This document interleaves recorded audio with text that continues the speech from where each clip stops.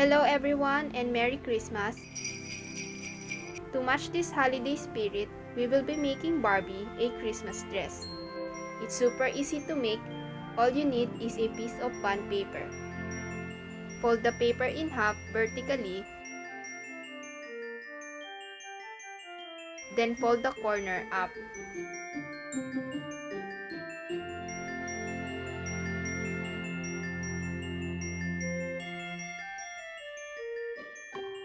Cut to make a folded square.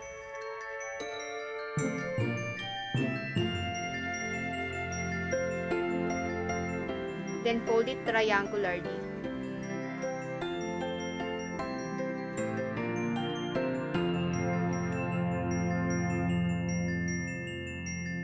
Draw two straight lines to its top and bottom. Then cut those lines.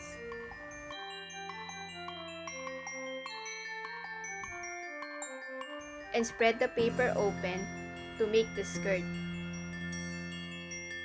I then lay it on the doll for any adjustments.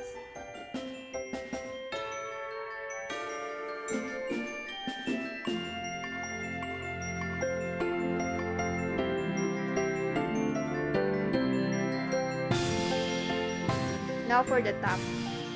Cut a strip that is 4.75 by 1.75 inches. I added half an inch allowance on the skirt just in case I needed more fabric to work on.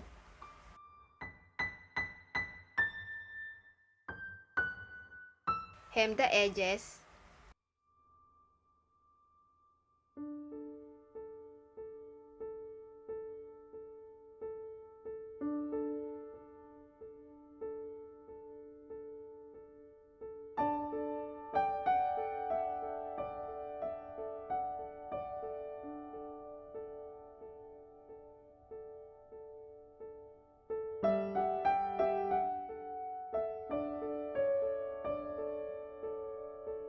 Then pin the top to the doll with the good sides facing in.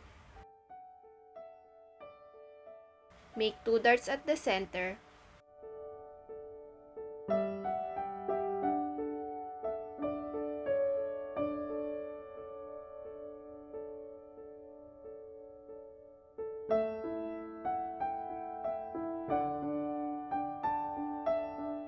For a more fitted top. Then stitch it together with the skirt.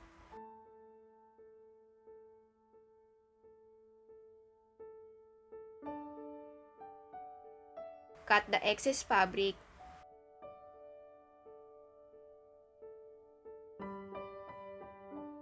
Sew a bit of the skirt close.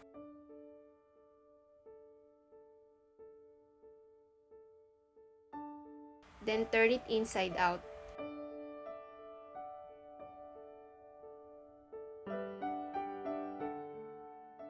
Add Velcro at the back.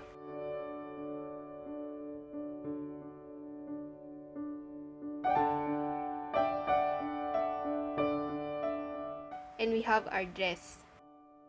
It's not giving us Christmas yet, so we need to spice it up. Take out a strip of fur and sew it around the edges of the dress. Cut down the excess fur.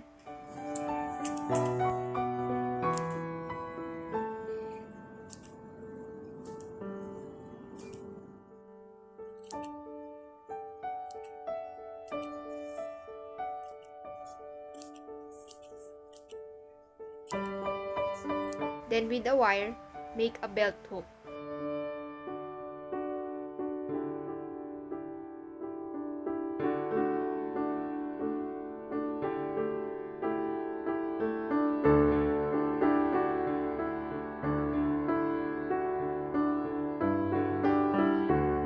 Paint it gold.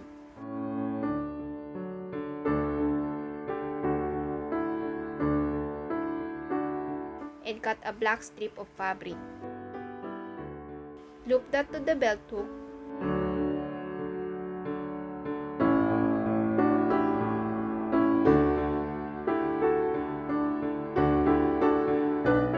To make the Santa belt. Then stitch it to the dress.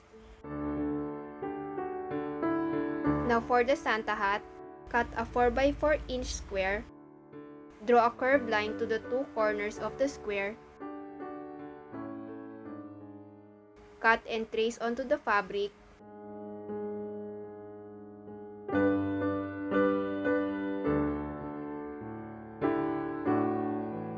And hem the curved edges. Then fold it in half and sew the sides close.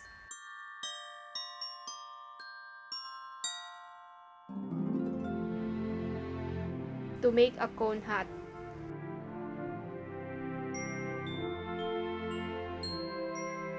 add the fur around the edges. Then sew a cotton ball at the end to make the Santa hat.